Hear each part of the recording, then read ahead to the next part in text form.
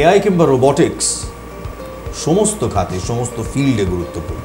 শুধু ফিল্ড কিংবা ক্যারিয়ার প্রফেশনালের জায়গায় নয়, একেবারে আমার আপনার দৈনন্দিন জীবনেও এআই এর প্রভাব কিন্তু ঘটে গেছে।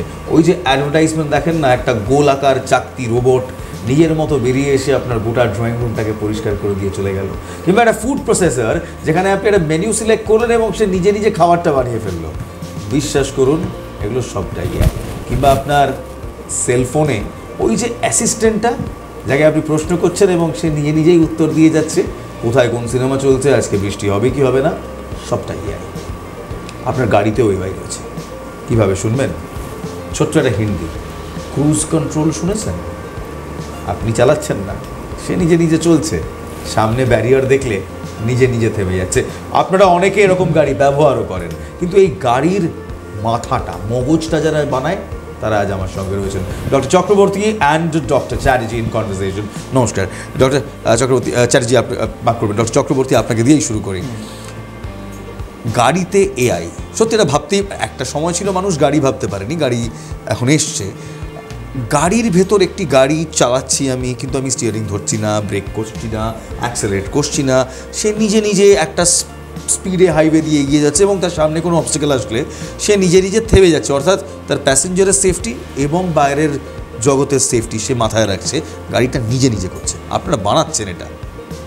হ্যাঁ দেখুন, হ্যাঁ আমরা বানাচ্ছি, মানে আমাদের বহু ছাত্রছাত্রী যে কোম্পানিগুলোতে বানানো হচ্ছে সেখানে তারা কাজ করছে এবং আমাদের ল্যাবেও, বিভিন্ন রিসার্চ ল্যাবে যে এডাস যেটা বলা হয়, যে ড্রাইভার অ্যাসিস্ট্যান্স যে সিস্টেমটা আছে সেটা বা ক্রুজ কন্ট্রোল সেটা করছে। আমরা প্রায় 10-12 বছর ধরে দেখতে পাচ্ছি গাড়িগুলোতে যেগুলোতে ক্রুজ কন্ট্রোল আছে, সেটা তো প্রায় 10-12 বছর ধরে আছে। ইদানিং যে রোবো ট্যাক্সি বা যে ফুলি অটোনমাস যে এগুলো বেরিয়েছে, সেগুলো আমরা এখন সেগুলো নিয়ে আমরা চর্চা শুরু করেছি। ইনফ্যাক্ট কয়েকদিন আগে আমি একটা টেসলা গাড়ি রেন্ট করে আমেরিকায় চালালাম, যেখানে ফুলি অটোনমাস সিস্টেমটা ছিল, তো যেটাকে ওরা বলে এফএসডি, ফুল সেলফ ড্রাইভিং। তো ফুল সেলফ ড্রাইভিং দিয়ে আমি চালালাম। তো ন্যাচারালি যেহেতু প্রথমবার চালাচ্ছি, আমার পুরোপুরি কম্পিউটারের হাতে নিজের জীবনটাকে মানে ধরিয়ে দিতে একটু মানে হেজিটেশন হচ্ছিল। তো আমি স্টিয়ারিংটার ওপর, ওরাই বলে এখনও আমেরিকায় পুরোপুরি আপনি করতে পারেন না, এখনও রেসপন্সিবিলিটিটা ড্রাইভারেরই, সুতরাং বলে যে ওখানে হাত আপনাকে রাখতে হবে। তো ন্যাচারালি হাত তো রেখেইছি, কিন্তু আমি মানে মনটাও পুরো দিয়ে আছি, যদি আমি মানে চেপে ধরে নেই, কিন্তু করছে। এবং সামনে প্যানেলে পুরো দেখতে পাচ্ছি যে কিভাবে বিভিন্ন ক্যামেরা দিয়ে দিয়ে ওটা ডিটেক্ট করছে, মানে সমানে বোঝা যাচ্ছে যে কোর্স কারেক্ট করছে, লেফট রাইট, মানে সমানে করে কোর্স কারেকশনটা বোঝা। কারণ যেহেতু আমি তো এখন কম্পিউটার ইঞ্জিনিয়ার, আমি বুঝতে পারছি ও সমানে কোর্স কারেকশন করছে। তো আমি এটাই বলতে পারি যে অলরেডি এটা হচ্ছে এবং টেসলা বা বিভিন্ন কোম্পানিজ, ইন্ডিয়ারও বিভিন্ন মাহিন্দ্রা, টাটা সবাই করছে। তো তারা কিন্তু অলরেডি মিলিয়ন্স অফ মাইলস এটাতে টেস্ট করে ফেলেছে। সুতরাং আগামী বছরই টেসলা বলছে রোবো ট্যাক্সি লঞ্চ করবে, যেখানে আপনি ট্যাক্সিতে উঠবেন, কোনো ড্রাইভার থাকবে না, আপনি বলে দেবেন ডেস্টিনেশনটা, সে আপনাকে নিয়ে গিয়ে ওখানে নামিয়ে দেবে। সুতরাং এই জিনিসটা কিন্তু আর খুব ফিউচারে নেই, এটা কিন্তু চলে এসছে, ফিউচার ইজ নাও। সুতরাং এটা কিন্তু ইন্ডিয়াতেও চলে আসবে এবং ইন্ডিয়ান কোম্পানি যেমনি টাটা মোটরস, যেমনি মারুতি, যেমনি মাহিন্দ্রা, এরাও কিন্তু এগুলো অলরেডি শুরু করে দিয়েছে। মাহিন্দ্রা বা টাটা সবারই এডাস আছে, যেটা driver assistance system, automatic driver assistance system. তো এবার যেটা দেখা যাচ্ছে যে ইন্ডিয়ার রোডসেও কিন্তু রোবো ট্যাক্সিস বা এগুলো চলে আসবে। সো এটা তো একটা দিক। এছাড়া যে ড্রাইভার অ্যাসিস্ট্যান্স সিস্টেমসগুলো আছে, যে আপনার ধরুন ডান দিক বা বাঁদিকে যে ব্লাইন্ড স্পটগুলো আছে, সেগুলোকে ডিটেক্ট করতে সাহায্য করে বিভিন্নভাবে, যে ড্রাইভার সেফটি বা passenger safety, not only air bags, but বিভিন্নভাবে ধরুন আপনি খুব হাই স্পিডে কাছাকাছি চলে গেছেন, বিভিন্নভাবে বিপ দেওয়া বা করা, এগুলো কিন্তু অনবোর্ড যে কম্পিউটার্সগুলো আছে সেগুলো কিন্তু আজকাল এআই অ্যালগোরিদমস ইউজ করছে, অলরেডি এআই ইনবিল্ট হয়ে গেছে।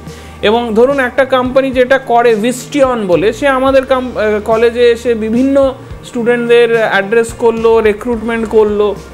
ধরুন অলরেডি আমরা কিন্তু এটার সাথে অঙ্গাঙ্গিভাবে জড়িত। সুতরাং এটা কিন্তু খুব শিগগিরই এই অটোনোমাস ড্রাইভিংটা আমাদের ঘরে ঘরে গাড়িতে গাড়িতে চলে আসবে। অর্থাৎ একটা এমার্জিং ইন্ডাস্ট্রি, সেই এমার্জিং ইন্ডাস্ট্রিতে এবার আপনি ভাবুন তো, আপনি সেই ইন্ডাস্ট্রিতে তাড়াতাড়ি অনবোর্ড হবেন নাকি আরও বহু বছর পর অনবোর্ড হবে? এখানে আমি ডক্টর চ্যাটার্জির কাছে এই প্রশ্নটা রাখবো, যে স্টুডেন্ট এই মুহূর্তে কিংবা যে এন্ট্রি লেভেল গ্র্যাজুয়েট এই মুহূর্তে ইন্ডাস্ট্রিতে অনবোর্ড হচ্ছে, সে কি কি সুবিধা পাবে রাদার দেন যে 10 বছর পর অনবোর্ড? দেখুন, মানে early bird catches the worm, এ বিষয়ে তো কোনো সন্দেহ নেই। আমি আজকে এআই এর যখন যে সময় এআই মানে শুরু হচ্ছে বা এআই যে সময় বুম করে উঠছে, আমি যদি তখন ইন্ডাস্ট্রি থেকে ধরে নিই তাহলে definitely I will be the leader. আমি তো ডেফিনেটলি তার লিডার হবই। আর হ্যাঁ, অটোমেটিক কার আমার আজকের দিনে এমন একটা জিনিস যে যার ওপরে আপনি যদি কাজ করতে পারেন তাহলে ভবিষ্যৎ তো আপনার হাতে হবেই। কারণ দেখুন, আজকে আমি এখানে বললে আবার সে অনেকের এটা গল্প মনে হতে পারে, কিন্তু ইউএসএ তো অলরেডি চলছে। মানে you can book a cab, যে ক্যাবটা অটোমেটিক্যালি আসবে, আপনি দেখবেন কোনো ড্রাইভার নেই, আপনি হঠাৎ উঠে বসলেন সেই গাড়িটায়, গাড়িটা চলছে, আপনার ভয় লাগলেও মানে আপনি করছেন। ইউএসএতে চলছে, তারপরে দেখবেন এটা হ্যাঁ ইউ গেট ইউজ টু ইট, এবং সেটা তো হচ্ছে, ইউএসএতে তো অলরেডি হচ্ছে, সবাই চড়ছে অলরেডি সেই গাড়িতে চড়ছে, ফলে it is there in the thing. আর আমাদের স্টুডেন্টদের আমি সবসময় এনকারেজ করি যে অটোমেটিক, মানে আমরা সবসময় কন্টিনিউস এনকারেজই শুধু করছি না, তাদের অ্যাকচুয়ালি তাদেরকে আমরা সেই জায়গাটা দিয়ে দিয়েছি যে তারা কিন্তু অটোমেটিক ড্রাইভার অ্যাসিস্ট্যান্ট সিস্টেম যেটা হচ্ছে সেটাকে তার মধ্যে তুমি ঝাঁপিয়ে পড়ো, তুমি বানাও, তোমার লেভেলে এই সিস্টেমটাকে ঘাটো, এই সিস্টেমটা নিয়ে কাজ করো, এই সিস্টেমটাকে তুমি আরও কী করে ইমপ্রুভ করা যায় সেটা নিয়ে ভাবো, ছোটো ছোটো তার মধ্যে ইন্ট্রোডিউস তোমার মানে ইনোভেশন তার মধ্যে ঢুকিয়ে তুমি সেটাকে আরও ডেভেলপ করো। কারণ দেখুন, আজকের দিনে না এগুলোর জন্য ওপেন সিমুলেশন সিস্টেম পাওয়া যায়। মানে তুমি যাতে অটোমেটিক ড্রাইভার সিস্টেমটাকে তোমার হাতে তো কেউ ছেড়ে দেয়নি, মানে ওটা তো আর তোমার টেসলা দিয়ে দেয়নি যে তুমি এটাকে ঠিক করো, কিন্তু ওপেন সিমুলেশন সিস্টেম পাওয়া যায়, যে সিমুলেশন সিস্টেমটা তোমাকে দেবে যে তুমি এই গাড়িটাকে চালানোর জন্য যে সফটওয়্যারটা, সেই সফটওয়্যারটা তোমার হাতে চলে এলো, সামনে একটা কম্পিউটার স্ক্রিন, যে কম্পিউটার স্ক্রিনটা দেখলে তোমার মনে হবে তুমি গাড়িটা চালাচ্ছ। যেরকম আমরা গেম খেলে থাকতাম ছোটবেলায়, যেভাবে গেম খেলে থাকতাম, সেটাকে তুমি সিম্পল, সেটাকে তুমি তার মধ্যে প্রোগ্রামটাকে তুমি এডিট করতে পারো, সেই সফটওয়্যারটা ওপেন রয়েছে তোমার হাতে, তুমি সেটাকে কন্টিনিউয়াসলি এডিট করো, করে দেখো যে গাড়িটা কি একটু বেশি মানে একটু বেটার হলো, একটু কি কারেকশন সিস্টেমটা ফাস্টার হলো।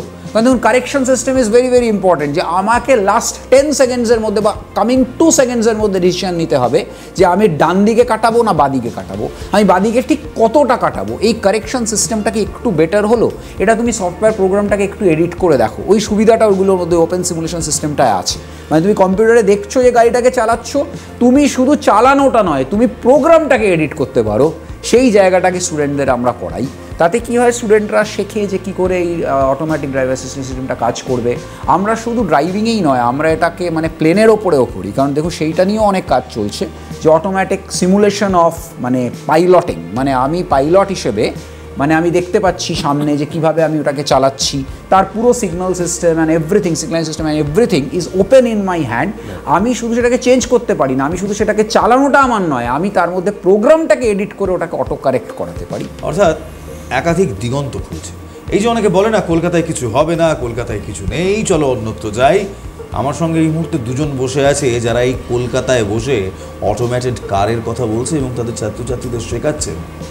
বিশ্বাস করুন, কলকাতায় অনেক কিছু হবে, এই তিলোত্তমায় অনেক সুযোগ আছে। একবার দিগন্তটার দিকে চোখ দিন, যে দিগন্তটার নাম IEM UEM।